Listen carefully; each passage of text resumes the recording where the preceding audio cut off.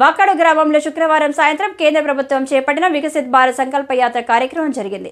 ఈ సందర్భంగా పేదలకు కేంద్ర ప్రభుత్వం ద్వారా అమలు చేసే ఆయుష్మాన్ భవ హెల్త్ కార్డులను పంపిణీ చేశారు. వాకాడు మండల బీజేపీ అధ్యక్షులు కాల్లా వల్లి ప్రసాద్ మాట్లాడుతూ కేంద్ర ప్రభుత్వం 17 సంక్షేమ పథకాలను రాష్ట్రంలో నరేంద్ర మోడీ బీజేపీ ప్రభుత్వంలో ప్రవేశపెట్టిందన్నారు. అందులో హౌసింగ్, అంగన్వాడీలకు పౌష్టికాహారం, రైతులకు పీఎం కిసాన్ ఆరోగ్యశ్రీ, 5 లక్షల రూపాయల కేంద్ర ప్రభుత్వం కార్డులు పంపిణీ, పొదుపులో మరణించిన వారికి 2 లక్షల రూపాయల బీమా పథకం ఇవన్నీ కూడా కల్పించడం జరిగిందన్నారు. అలాగే కరోనా వచ్చినప్పటి నుంచి కేంద్ర ప్రభుత్వం ఒక్కో కుటుంబ సభ్యునికి 5 కిలోల చొప్పున ఉచిత బియ్యం పంపిణీ చేస్తుందన్నారు. ఈ సందర్భంగా వారు మాట్లాడుతూ కేంద్రం అమలు చేసే సంక్షేమ పథకాల పట్ల అధికారులు ప్రజలకు అవగాహన కల్పించాలన్నారు. ఈ కార్యక్రమంలో బండి వెంకటరత్నమ్మ, హౌసింగ్ ఏఈ వెంకటేశ్వర్లు, వ్యవసాయ శాఖ అధికారిని దీప, సచివాలయ కార్యదర్శి ఉమా మహేశ్వరరావు, ఈఓపీఆర్ డి సంకల్ప యాత్ర నిర్వాహకులు, మన గ్రామ ప్రజలు పాల్గొన్నారు. అదేవిధంగా ఇప్పుడు సంవత్సరానికి రైతులకు 6,000 రూపాయలు పీఎం కిసాన్ అంటే సంవత్సరంలో 3 సార్లు 2,000 6,000 రూపాయలు ఇస్తున్నది మన ప్రధానమంత్రి మోడీ గారు. అదేవిధంగా సార్ చెప్పినట్టు మన పక్కా ఇల్లు కూడా మనకి 380 వచ్చే మండలంలో కొంతమంది పూర్తి చేశారు, కొంతమంది బేస్మెంట్లకి పరిమితం అయిపోయారు. ఏంటంటే బిల్లులు పడడం లేదు. కేంద్ర ప్రభుత్వం ద్వారా ఇప్పటి వరకు మన స్టేట్ గవర్నమెంట్ లో మన పొదుపు సంఘాలన్నీ నిర్వహించబడుతున్నాయి.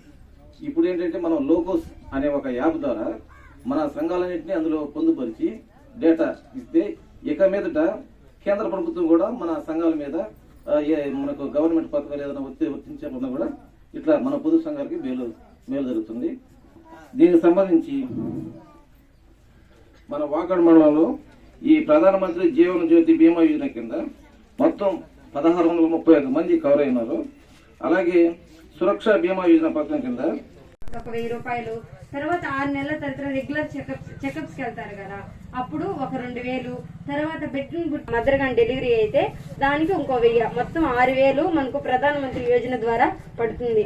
అలాగే 104 ద్వారా ప్రతి నెల మనకు ఇంటింటికి వస్తుంది కదా 104. ఆయుష్మాన్ భారత్ అనే ఒక పథకాన్ని ప్రవేశపెట్టింది. దీంట్లో ఎవరైతే పేదవాళ్ళు ఉంటారో వాళ్ళకు కూడా అత్యున్నతమైన వైద్య అనేది అందించాలనే ఒక సంకల్పంతో ఈ హెల్త్ కార్డ్స్ అనేవి జనరేట్ చేయడం జరిగింది.